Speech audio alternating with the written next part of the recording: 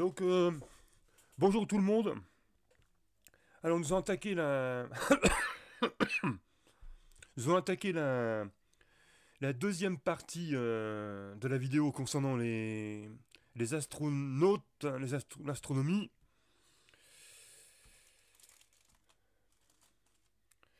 qui fait partie de l'introduction.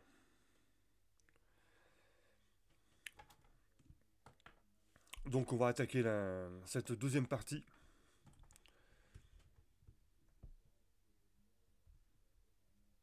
Au passage, j'ai éliminé toutes les vidéos, les anciennes vidéos qui étaient des vidéos tests. Et là, ça commence, on va dire, pour de vrai. Donc, deuxième partie de l'astronomie. Donc, la première partie, vous vous souvenez, c'était l'histoire de l'astronomie. Donc, on est parti peut-être pour à peu près une heure. Hein, parce que, espérons qu'il y aura pas une troisième heure, mais ça on peut pas le calculer à l'avance. Hein, ça dépend de la vitesse, la vitesse que je vais. Oh, j'ai une syntaxe, c'est pas terrible aujourd'hui. Hein.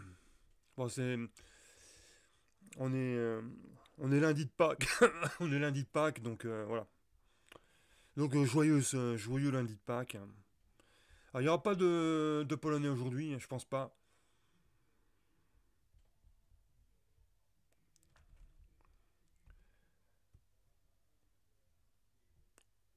Ou peut-être un cours vite fait.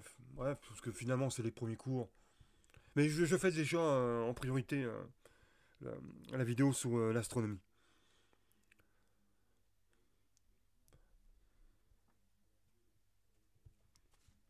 Alors, donc on va voir quelles sont les matières de l'astronomie. Alors, on va encore faire un petit peu d'histoire. Hein. À son début, durant l'Antiquité, l'astronomie consiste principalement en ce qu'on appelle l'astrométrie, c'est-à-dire la mesure de la position dans le ciel des étoiles et des planètes. Plus tard, des travaux de Kepler et de Newton naît la mécanique céleste, qui permet la prévision mathématique des mouvements des corps célestes sous l'action de la gravitation, en particulier les objets du système solaire. Donc la mécanique céleste, bon, on va pas en parler parce que sinon ça risque d'être un petit peu, on risque de ne pas comprendre grand chose. Donc, bref, la plus grande partie du travail dans ces deux disciplines, c'est-à-dire l'astrométrie et la mécanique céleste, auparavant effectuée à la main, est maintenant fortement automatisée grâce aux ordinateurs et aux capteurs CCD, au point que maintenant, elles sont rarement considérées comme des disciplines distinctes. Dorénavant, le mouvement et la position des objets peut être rapidement connus, si bien que l'astronomie moderne est beaucoup plus concernée par l'observation et la compréhension de la nature physique des objets célestes. Depuis le XXe siècle, l'astronomie professionnelle a tendance à se séparer en deux disciplines, l'astronomie d'observation et l'astrophysique théorique. Bien que la plupart des astronomes utilisent les deux dans leurs recherches, du fait des différents talents nécessaires, les astronomes professionnels tendent à se spécialiser dans l'un ou l'autre de ces domaines. À propos, il y a un petit Français qui va partir sur la Lune, je sais pas trop quoi. J'ai j'ai vu ça sur BFM Télé, mais je me rappelle plus de son nom. Donc il va partir comme ça. Il reviendra dans 6 mois. Donc, l'astronomie d'observation est concernée principalement par l'acquisition de données, ce qui comprend la construction et la maintenance des instruments et le traitement des résultats. L'astrophysique théorique s'intéresse à la recherche des implications observationnelles de différents modèles, c'est-à-dire qu'elle cherche à comprendre et à prédire les phénomènes observés. L'astrophysique est la branche de l'astronomie qui détermine les phénomènes physiques déduits par l'observation des astres. Actuellement, les astronomes ont tous une formation poussée en astrophysique et leurs observations sont presque toujours étudiées dans un contexte astrophysique.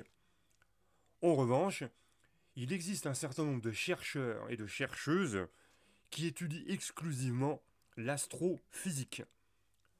Le travail des astrophysiciens est d'analyser des données d'observation astronomique et d'en déduire des phénomènes physiques. Donc en fait, c'est de la physique appliquée à l'espace. Hein. C'est la science physique de l'espace.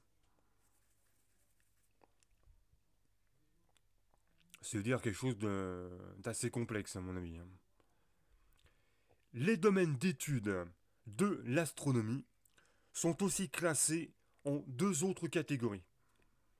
Alors, catégorie par sujet, généralement selon la région de l'espace, par exemple l'astronomie galactique, ou le type de problème traité, formation des étoiles, la cosmologie, et enfin par le mode d'observation, selon le type de particules étaient, lumière, les neutrinos, ou leur longueur d'onde, donc la radio, la lumière visible, l'infrarouge et compagnie.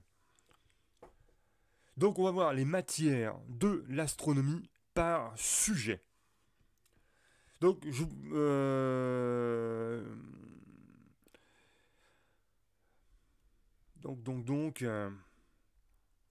on va parler du Soleil, mais on détaillera plus tard. Hein. Parce que le Soleil, ça fait partie du programme. Mais on va quand même en parler tout de suite. Alors, l'étoile la plus étudiée, sans surprise, est le Soleil. Une petite étoile typique de la séquence principale de type spectral G2V est vieille d'environ 4,6 milliards d'années. Retenez simplement la fin de la phrase, vieille d'environ 4,6 milliards d'années. Le Soleil n'est pas considéré comme une étoile variable, mais il subit des changements périodiques de son activité, ce qui peut être vu grâce aux taches solaires.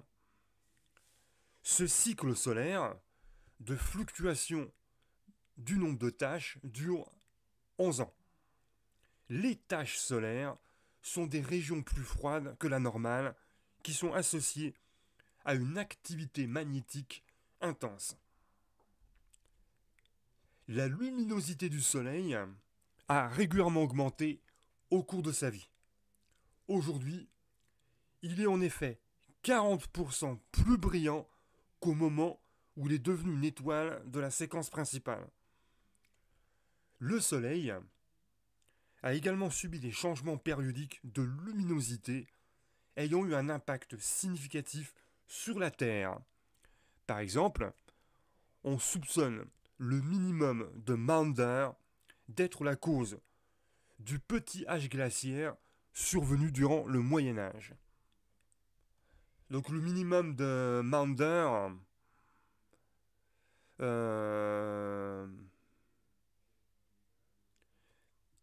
c'est une époque où les taches solaires étaient plus faibles par rapport à aujourd'hui.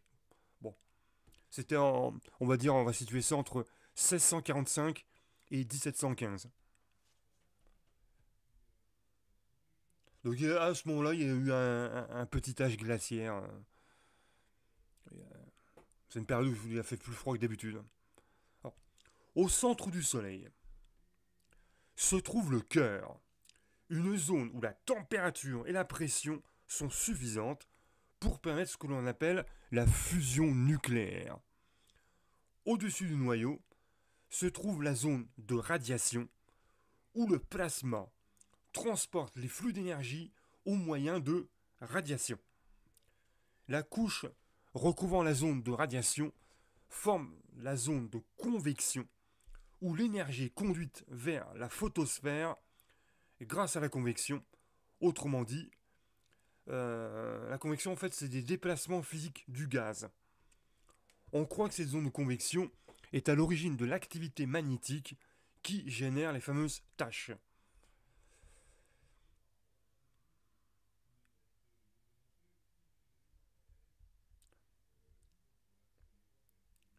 Alors, la surface extérieure du Soleil s'appelle la photosphère. Juste au-dessus de cette couche se trouve une mince région appelée la chromosphère. Et enfin se trouve ce qu'on appelle la couronne solaire. Voilà.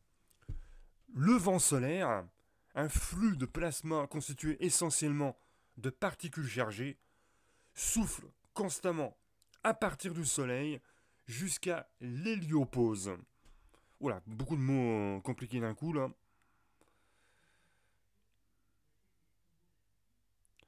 L'héliopause, l'héliopause, c'est la limite où le vent solaire du Soleil est arrêté par le milieu interstellaire. Voilà. Alors, le vent solaire interagit avec la magnétosphère terrestre pour créer ce qu'on appelle les ceintures de Van Allen. Bon, on n'entre pas dans les détails. Les aurores polaires sont également une conséquence de ce vent solaire. Aurore polaire, vent solaire.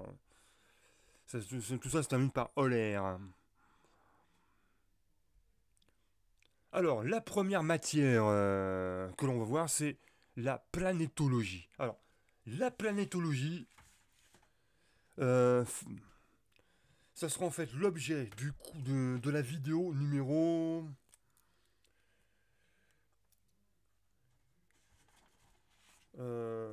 5. C'est sorti de la cinquième série. Là, on est dans la série 1 de l'introduction, c'est-à-dire le niveau 0. Donc ça sera la cinquième vidéo du niveau 0. Donc on verra ça. La planétologie.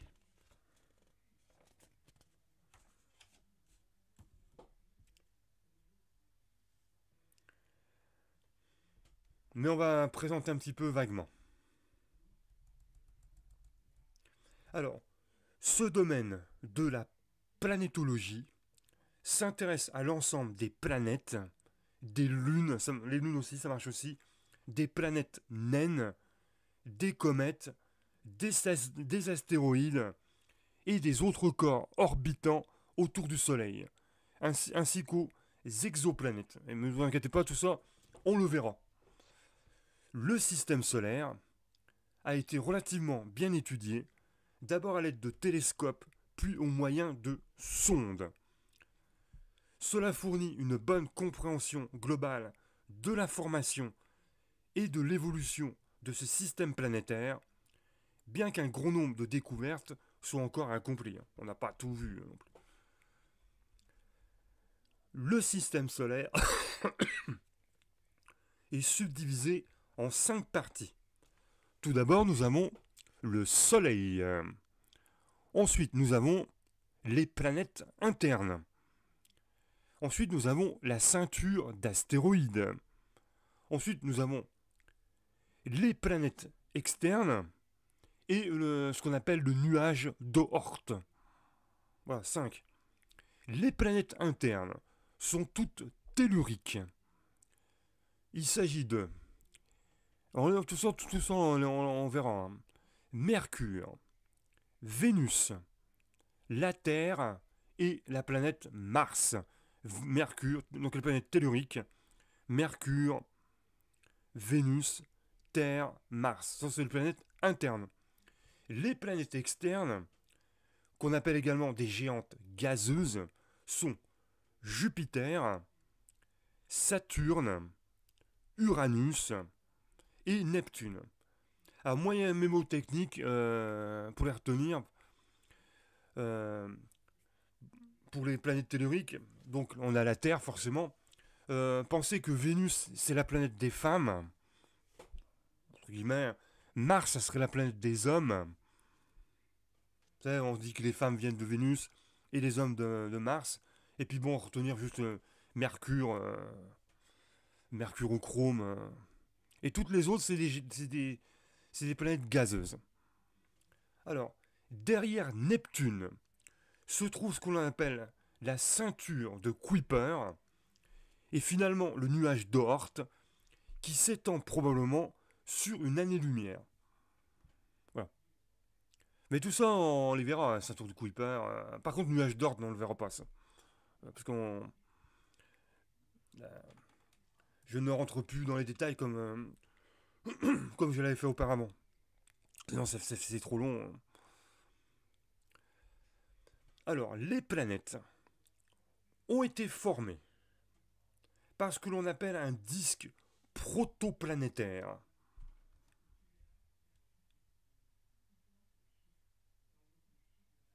En fait, alors, un disque protoplanétaire, c'est un disque circumstellaire, je ne sais pas comment on dit ça, circumstellaire, en forme de...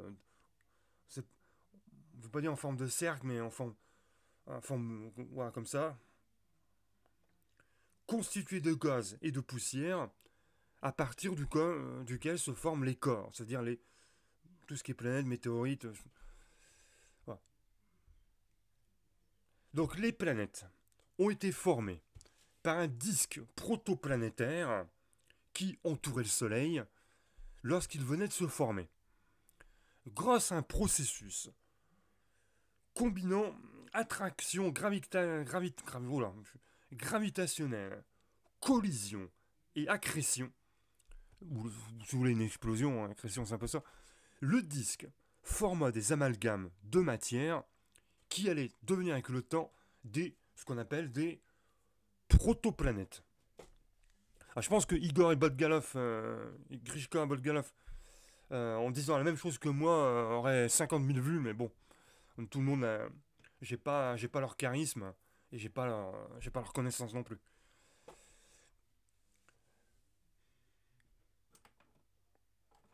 Mais eux en plus d'avoir du charisme, ils utilisent des images de synthèse et ça, je ne sais pas faire.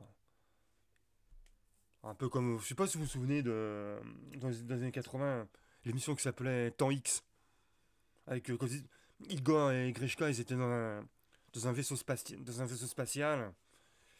Ils étaient habillés en habits avec de l'aluminium là. Ouais, c'était sympa comme émission. Ça fait partie de ma jeunesse. Avec Igor et Grishka Botgalov, mais voilà. À ce moment-là, la pression de radiation du vent solaire a expulsé la majorité de la matière qui ne s'était pas assemblée, et seules les planètes munies d'une masse suffisante purent retenir leur atmosphère gazeuse. Les planètes ont, ont continué d'éjecter la matière restante durant une période d'intenses bombardements météorites, comme en témoignent les nombreux cratères trouvés, entre autres sous la Lune. Donc les cratères, c'est parce que, si j'ai bien pigé le truc, c'est qu'au tout début de la formation de la Lune, euh, j'allais dire cette planète, ce corps céleste a été percuté par des météorites. Donc ça, ça a explosé dans tous les sens, quoi. Durant cette période, quelques protoplanètes ont pu entrer en collision Et selon l'hypothèse majeure, c'est ainsi que la Lune fut formée. La Lune, en fait, ça vient d'une collision de protoplanètes entre elles. Ou de météorites, enfin, tout ça. À cette époque-là, ouais, il y avait beaucoup de collisions.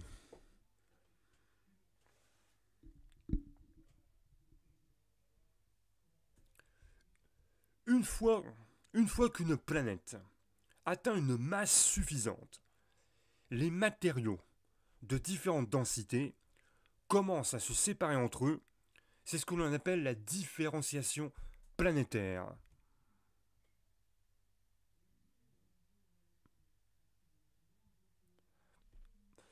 Pas besoin d'aller plus loin. Ce processus peut former un noyau rocheux ou métallique entouré par un manteau et une croûte. C'est vrai que la Terre, c'est le centre de la Terre. On a bien un noyau. Au-dessus, tu as un espèce de manteau. Et au-dessus, tu as la croûte terrestre. Le cœur peut inclure des régions solides et liquides.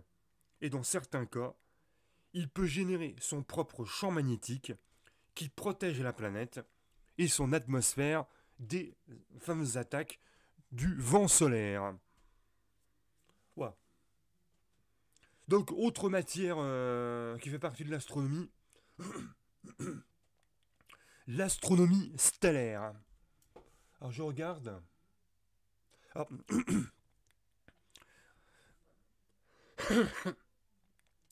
l'astronomie stellaire, on ne fera pas de vidéo sur cette thématique-là. Sauf pour parler des étoiles, mais on ne verra pas l'astronomie stellaire dans son ensemble. On verra juste les étoiles. Alors, c'est quoi l'astronomie stellaire? C'est tout simplement l'étude des étoiles. Donc, on ne verra pas l'étude des étoiles, on verra juste euh, les étoiles tout court. Donc, l'étude des étoiles et de l'évolution stellaire. Alors, je vous invite à aller sur le site, sur des sites internet ou sur les livres pour voir la chronologie de l'astronomie stellaire. Mais ça, on ne le verra pas. Pour manque de temps. C'est parce qu'il y a un choix qui a été fait. Il y a un choix qui a été fait, et puis voilà. Donc, l'étude des étoiles et de l'évolution stellaire est fondamentale pour notre compréhension de l'univers. L'astrophysique des étoiles a été déterminée grâce à l'observation et à la compréhension théorique, ainsi que par des simulations informatiques. Une étoile. On va en parler juste là et c'est tout. Enfin, ou peut-être quand on verra les étoiles d'ailleurs. Alors, une étoile se forme dans des régions denses de poussière et de gaz connues sous le nom de nuages moléculaires géants. Donc on part de nuages moléculaires géants et on arrive à des étoiles. Lorsqu'ils sont déstabilisés, les fragments de, de molécules peuvent s'effondrer sous l'influence de la gravité pour former ce que l'on appelle une proto-étoile. Une proto, j'ai déjà dit, euh,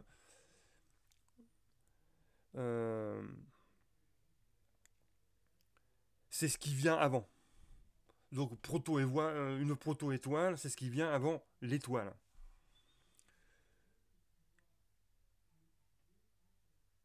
Donc une région suffisamment dense et chaude provoquera une fusion nucléaire, créant ainsi une étoile de la séquence principale.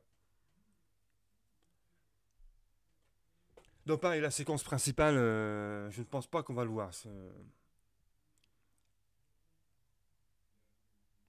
Bon, la séquence principale, c'est juste une bande continue et bien distincte d'étoiles donc,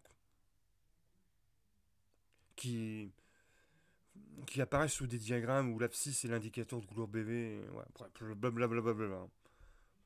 Alors, presque tous les éléments plus lourds que l'hydrogène et l'hélium ont été créés dans le noyau des étoiles.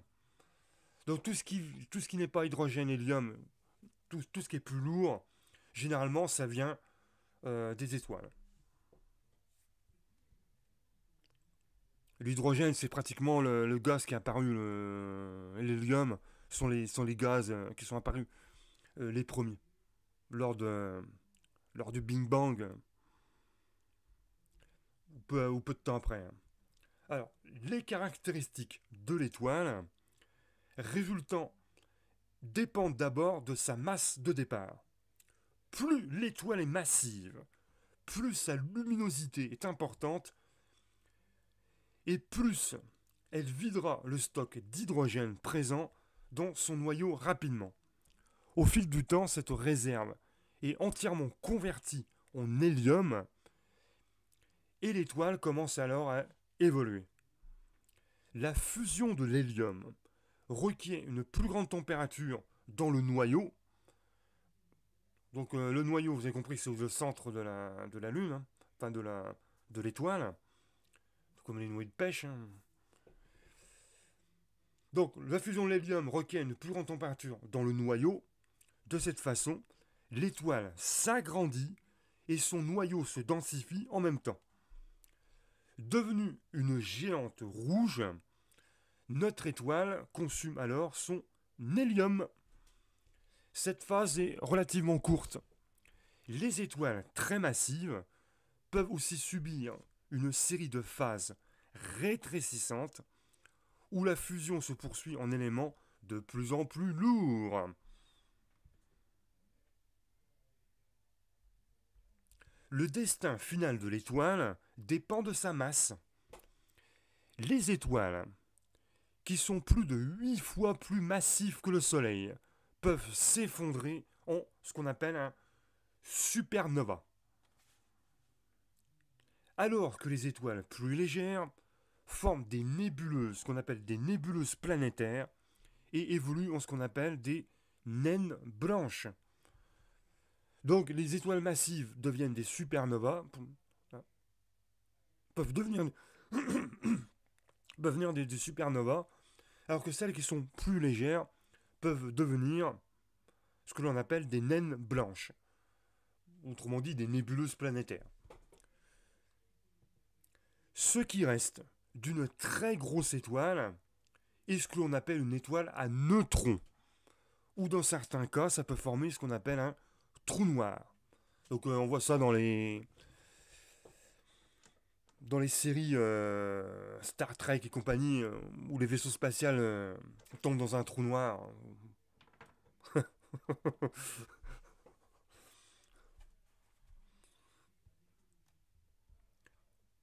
Un peu de mythologie là-dedans même. Bon. Les étoiles maintenant binaires.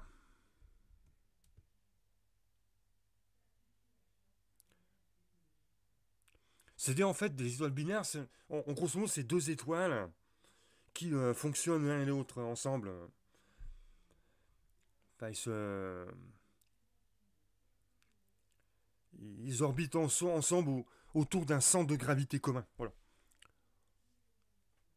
Donc ces étoiles binaires qui sont proches peuvent suivre des chemins plus complexes dans leur évolution, comme par exemple un transfert de masse par le compagnon d'une naine blanche pouvant causer une supernova. Les phases finales de la vie des étoiles, y compris les nébuleuses planétaires et les supernovas, sont nécessaires à la distribution des métaux dans le milieu interstellaire. Sans cela, toutes les nouvelles étoiles, leur système planétaire y compris, seraient uniquement formés à partir d'hydrogène et d'hélium.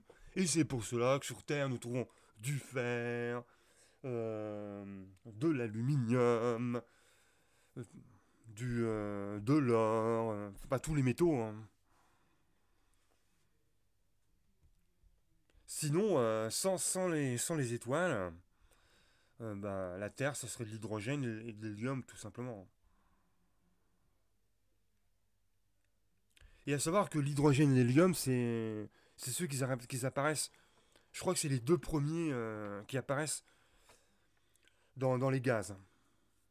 Vous savez, le fameux tableau chimique qu'on est censé apprendre par cœur, mais qu'en fait on ne retient pas.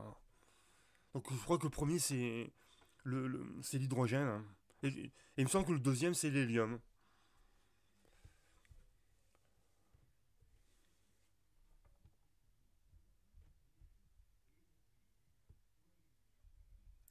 Alors maintenant on va voir une autre matière qui s'appelle l'astronomie galactique.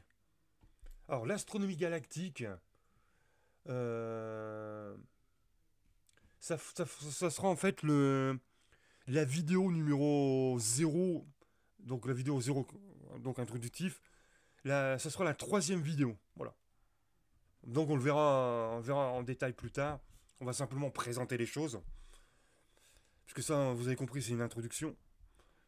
Donc dans une introduction, on présente les choses, plus ou moins dans l'ordre. Hein.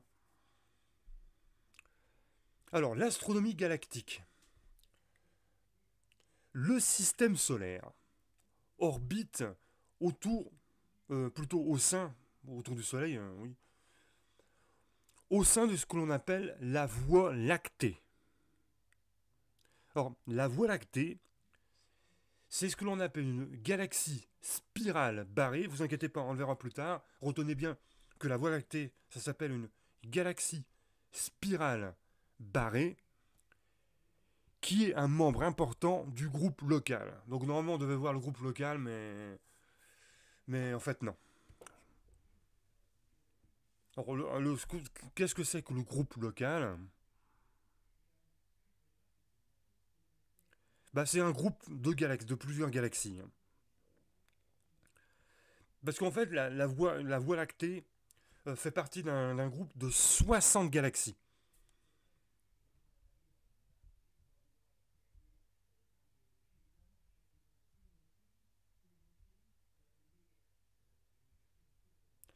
Donc, le système solaire est une masse tournante formée de gaz, d'étoiles et d'autres objets maintenus ensemble par une attraction gravitationnelle mutuelle.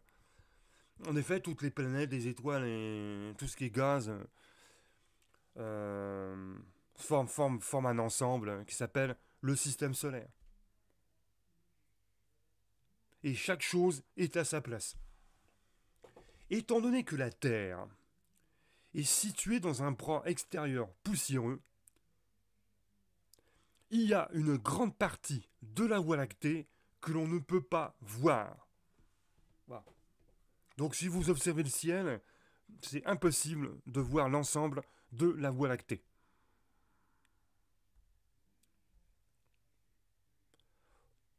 Au centre de la Voie lactée se trouve le noyau. En fait, il s'agit d'un bulbe de forme étirée qui, d'après de nombreux astronomes, abriterait un trou noir supermassif en son centre gravitationnel. Celui-ci est entouré de 4 bras spiraux majeurs démarrant à partir du noyau. Alors, c'est une région active de la galaxie qui contient beaucoup d'étoiles jeunes appartenant à la population 2.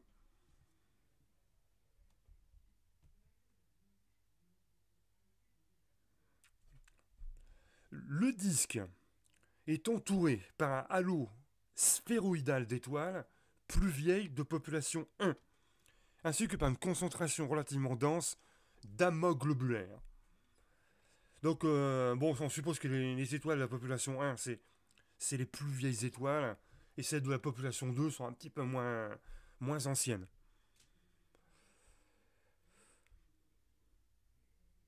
Alors maintenant, il faut définir ce que c'est qu'un amas globulaire, parce que sinon ça se fait pas de citer des mots savants sans donner une définition rapide. Hein. Donc un amas globulaire, c'est un amas stellaire très dense contenant une centaine de milliers d'étoiles. Voilà, et tout ça, ça se disperse sous une vingtaine d'années-lumière. ou une centaine d'années-lumière, voilà. C'est un amas globulaire, retenez, c'est juste un endroit où il y a plein d'étoiles.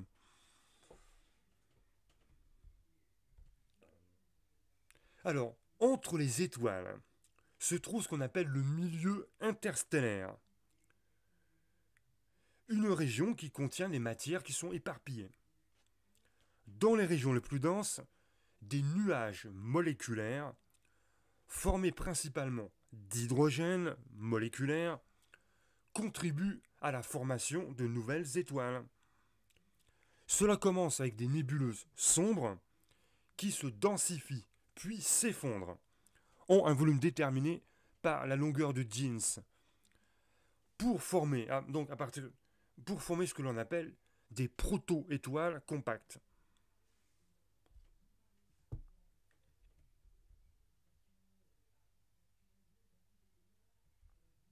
Voilà, donc ne retenez pas la longueur de Jeans, hein. Rien à voir avec les Jeans 501. Donc une étoile, une proto-étoile, à la base c'est des nébuleuses sombres qui se densifient, s'effondrent. Voilà, c'est ça la base d'une proto-étoile. Quand des étoiles plus massives apparaissent, elles transforment le nuage en une région H2 de gaz et de plasma luminescent.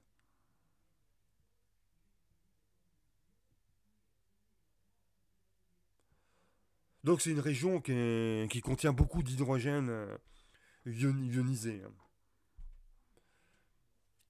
Le vent stellaire et les explosions de supernovas bang, bang, bang, servent finalement à disperser le nuage, laissant souvent derrière lui un ou plusieurs amas ouverts.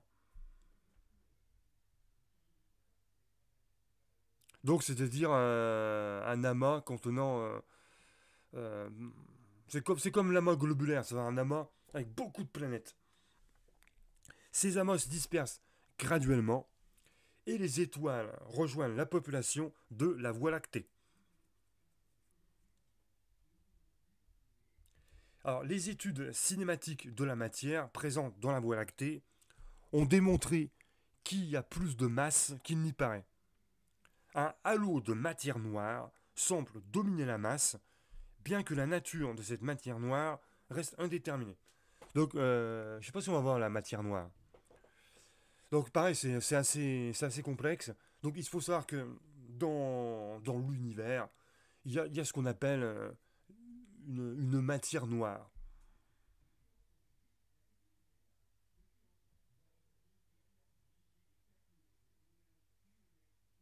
Mais on ne sait même pas d'ailleurs si cette matière existe.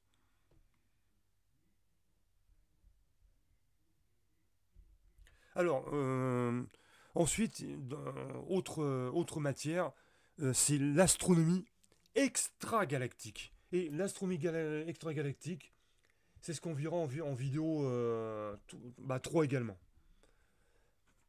Ça sera, ça sera en même temps que l'astronomie galactique.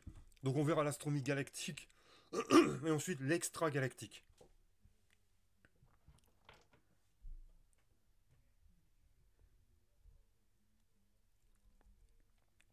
Mais on va quand même en parler vaguement. Alors, l'étude des objets. Donc objets, ça veut dire étoiles, planètes et compagnie, hein. L'étude des objets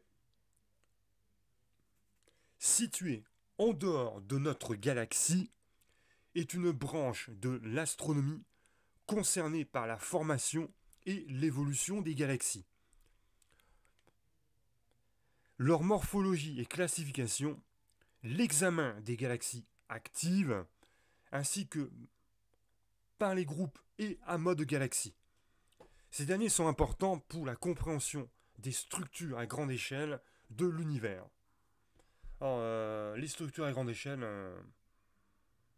on verra ça plus tard, mais je pense que vous devinez de quoi il s'agit.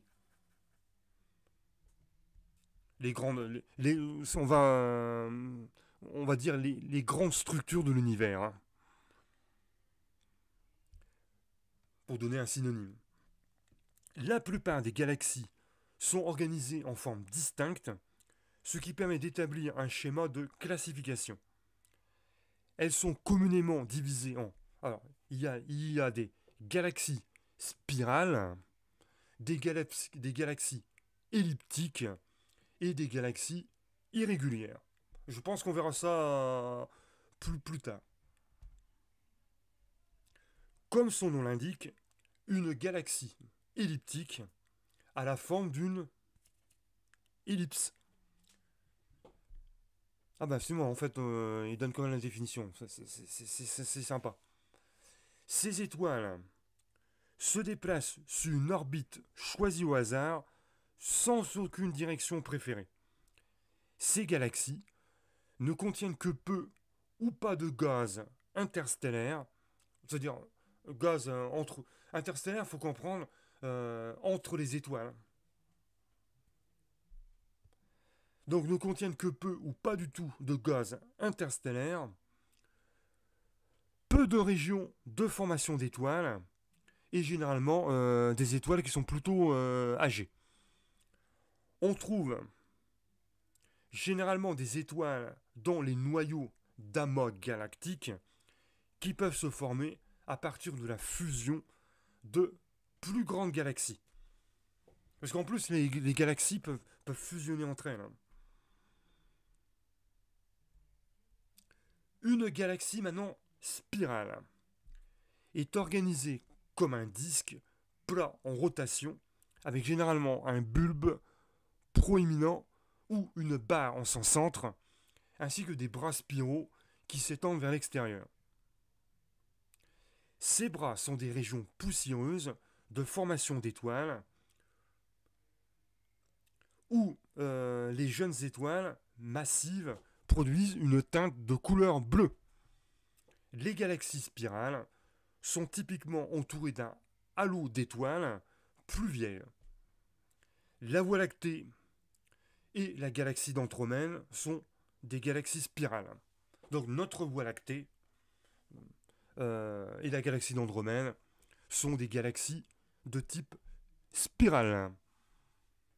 Et enfin, les galaxies irrégulières sont chaotiques en apparence et ne sont ni spirales ni elliptiques. Environ un quart des galaxies sont irrégulières. La forme si particulière peut être le résultat d'une interaction gravitationnelle. Une galaxie active est une structure dont une partie significative de l'énergie qu'elle émet ne provient pas de ses étoiles, de son gaz ou de sa poussière. Ce type de galaxie est alimenté par une région compacte en son noyau, généralement grâce à un trou noir supermassif, pense-t-on, qui émettrait des radiations grâce aux matériaux qu'il avale. Vous savez que parce que les trous noirs, ça avale tout, hein. C'est un véritable mange-tout. Sauf que si un objet rentre dans le trou noir, bah, il est mangé, hein. Parce que c'est parce que ça contient beaucoup d'énergie, ça, ça, ça gobe tout. Alors, c'est pour ça que Star Trek, quand ils naviguent dans l'espace, ils aiment pas les trous noirs parce que bah, ils ont peur de se faire manger, de se faire avaler, hein. Alors, je dis Star Trek, c'est pour la blague, mais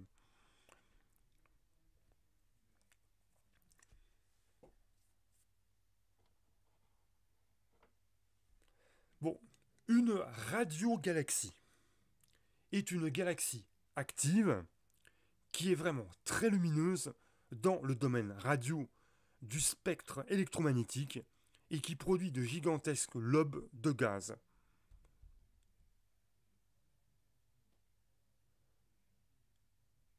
Donc là, ça parle d'ondes, d'électromagnétisme et de gaz. Bon, j'ai quand même expliqué lobe de gaz. Non, même pas.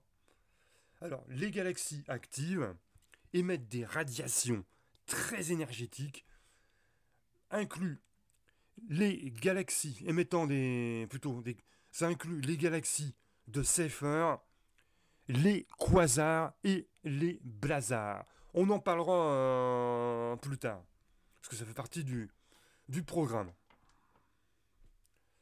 Les quasars semblent être les objets les plus lumineux de l'univers connu.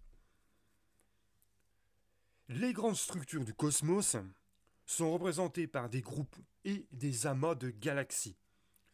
Cette structure est organisée de manière hiérarchique, dont les plus grandes connues à ce jour sont les super-amas. Donc vous voyez un amas, un super-amas, c'est un amas un peu plus super que les autres. Non, c'est un... euh, c'est en fait une association de plusieurs galaxies. Voilà. Le tout est agencé en filaments et en murs, laissant d'immenses régions vides entre eux. Alors, vous savez que j'en suis au niveau des vidéos, parce qu'il faut pas que ça fasse des vidéos trop longues. 46 minutes, ouais, c'est bon.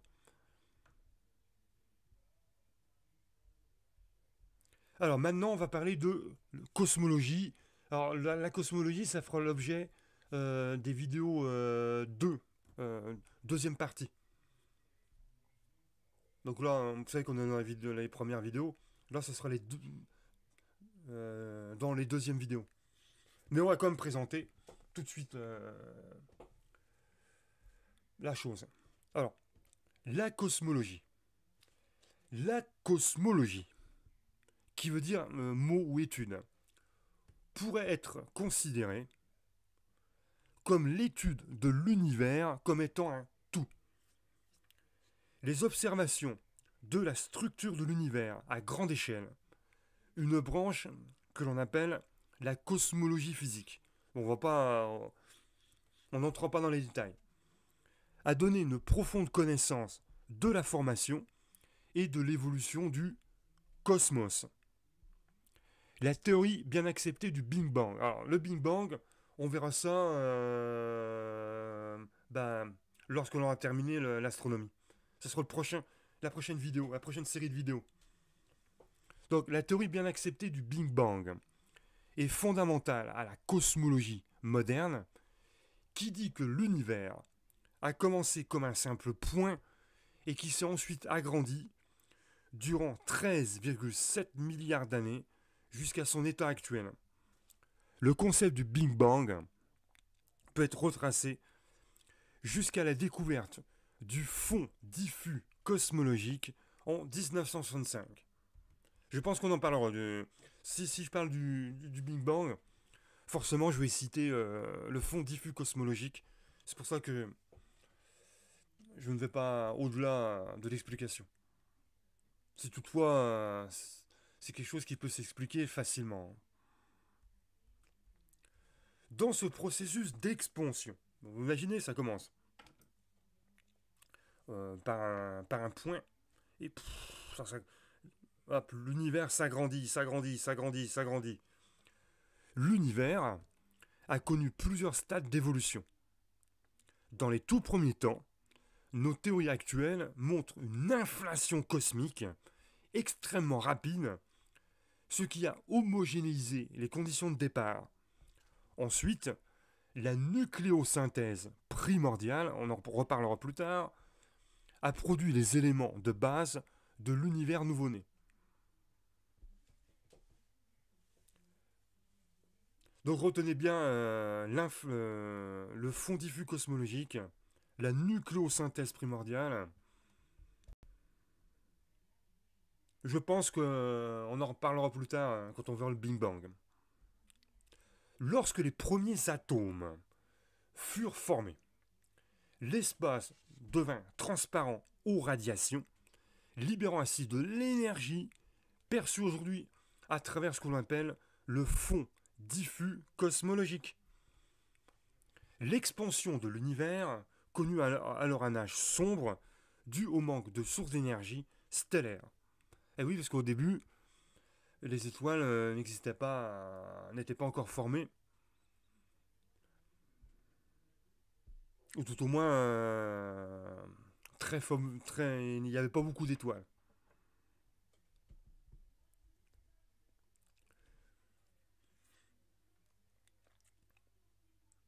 Une structure hiérarchique de la matière commença à se former à partir de variations minuscules de la densité de matière. La matière s'accumula alors dans les régions les plus denses, formant des nuages de gaz interstellaires et formant évidemment, c'est là qu'apparurent les premières étoiles. Ces étoiles massives déclenchèrent leur processus de rayonisation et semblent être à l'origine de la création de beaucoup d'éléments lourds du jeune univers.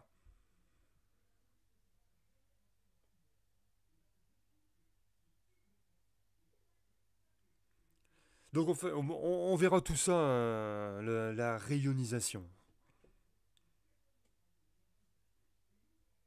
On peut penser à tout ce qui est nucléaire et compagnie.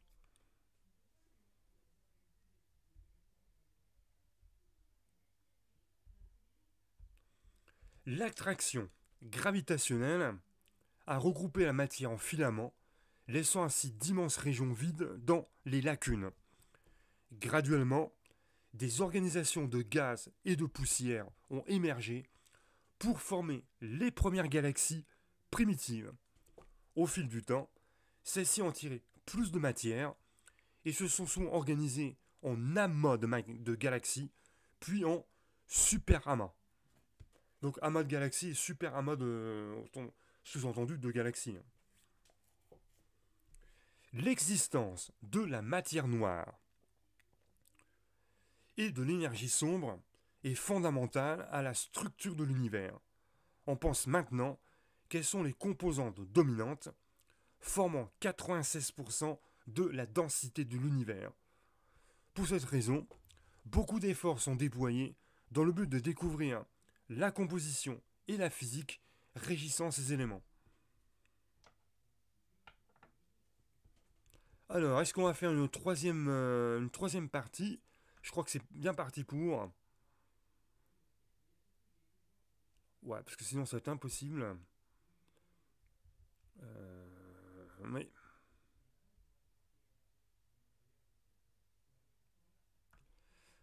Parce que si je fais les. Là, on est à combien de temps là? 53 minutes.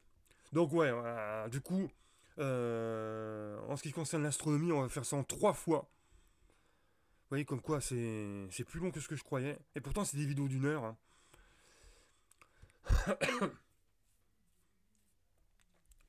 Mais en même temps sûrement que c'est logique parce que comme c'est des grands domaines.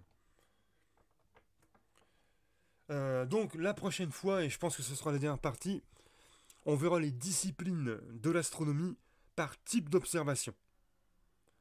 Et je ne pense pas qu'on reverra ça par la suite. Parce que je l'avais fait lors des premières vidéos, j'avais trouvé ça assez saoulant. Ouais, j'avais trouvé ça pas terrible. Donc de toute façon, on verra ça vite fait. Les disciplines par type d'observation. Sur ce, je vais vous laisser parce que bah, ça fait déjà 54 minutes que je suis en train d'essayer d'expliquer en quoi consiste l'astronomie. Enfin, en fait, c'est de la lecture, mais j'essaie quand même de vulgariser la chose, mais c'est pas évident. N'est pas Igor et Grishka Botgalov qui veut, hein. Sur ce, je vous laisse et puis on se retrouve plus tard avec la troisième partie de la vidéo. Et en plus, je dois faire le Big Bang après. Bon, ça va, puisque normalement, je devais commencer officiellement le 11 avril. Donc ça va. Je suis plutôt en avance là. Mais bon, la prochaine fois, je saurai que que certaines vidéos durent 3 heures.